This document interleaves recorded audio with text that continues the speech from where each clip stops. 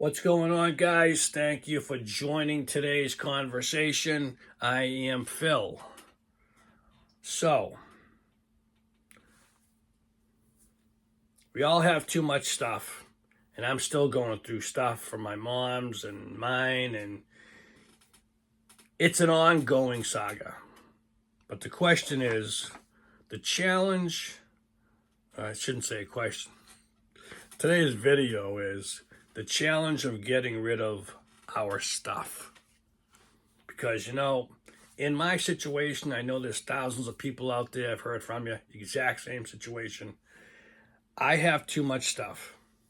But the challenge is getting rid of my stuff. I might look at a product and go, I haven't used this, but it's good information, or I really like it. But someone told me, or I might have read it someplace, if you haven't used something in at least 6 months to a year, you probably don't need it. But there's always those what ifs. And I understand it. And that's the tough thing. Now, living in a small place comes with, what about boxes? Now, I got those 2 heaters, and both of those had boxes. What do I do with those boxes? Keep the directions, got to get rid of the boxes. Because trust me, you can fill up a side room, I know, with boxes. Years go by, and those boxes are still there, and you still ain't using that room. It's crazy.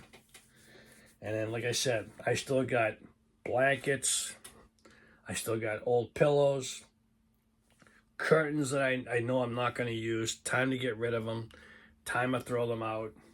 Time to do change. Time to do change in life. Change is good. One door closes, another door opens. And be as prepared as you can for anything. The tough battle is, we all struggle with it, getting rid of the stuff we don't need. Now, for instance, back at my old house, I had a 2-car garage, all the tools. That was probably one of the biggest life shocks that I have went through, is not having a garage. I have a big shed, I got storage rooms. I don't wash my car anymore. I don't have the space, I don't have the outlet, I don't have everything. It's not set up the same. And it's been 2 years and I haven't washed my car. But I got car washing stuff, I got wax stuff, I got everything. Now, maybe I don't need 2 or 3. Save 1 if you need it, put it in the back room. 1 of each, get rid of the rest. So you're not getting rid of absolutely everything, but you are getting rid of the storage, the extra stuff, or try and sell it, stuff like that. Boxes, extra number of stuff. Trying to look around and get, for instance, paperwork. Whether they want you to save paperwork for 7 years or something like that, get yourself I got a 3-file cabinet. That works pretty good. Save all your paperwork there. It's out of the way. You can use it as a little table or something. Everything works.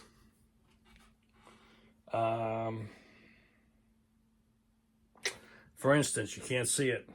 I have a fax machine. I've only used the fax machine 2 or 3 times. I probably should get rid of it. Probably.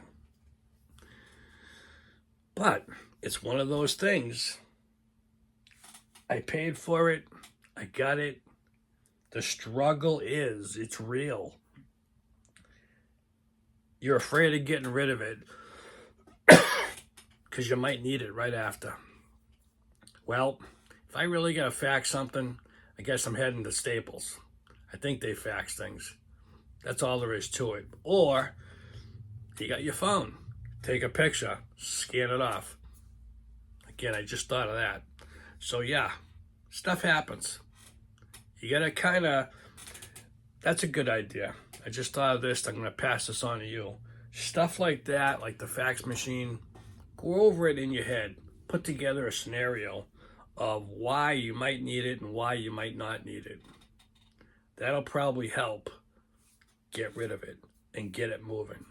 Or repurpose it, donate it, get some money for it, even if it's $1, something.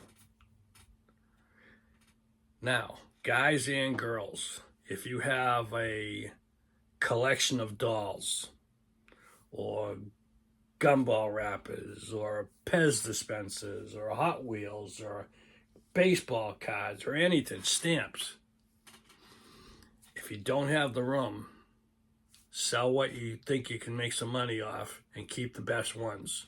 So you don't have to get rid of absolutely everything.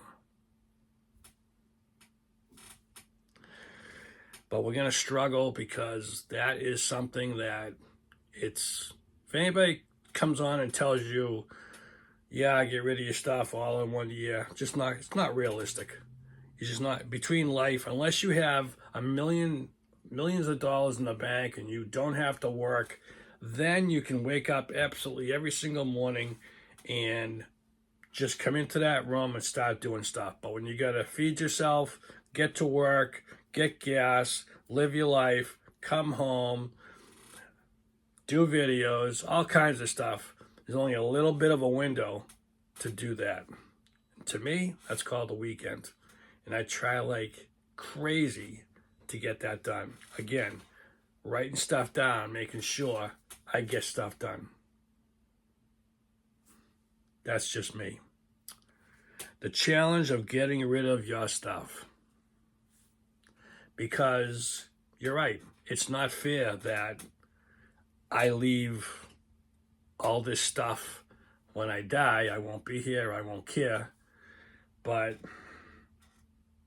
because mostly I've seen it over and over, unless someone that cares about you, whoever's left your stuff or is getting your stuff, they're going to come in, they're going to give a big scan, they're going to go through stuff, they're going to pick out what they want. And maybe look through drawers, maybe not. But majority, they're just getting a big-ass dumpster and just getting as fast as possible. You know why? Because the stuff doesn't mean as much as the money they can get for the house. So the faster they clear out the house, the faster they can sell it. And hey, we have all thought about it or done it or whatever. My house is paid off, thank God. That was one smart decision. So, I get over 100,000 something sitting, waiting. So whether I give it away or it goes to my nieces and nephew, hey, that's now. By the time I die, I'm hoping this thing is 300,000, maybe 400,000. Who knows? Think about that. That's good money. I don't care what you say. Yeah, my uncle died and he left me $100,000 each. That's fantastic. Whether it gets you out of bills, if you're smart, gets you caught up on school, it gets you caught up on all kinds of things. Money is important. And I'm just saying, like I've heard and like I'm doing, little by little, get rid of it. Do what you got to get done. Just a thought.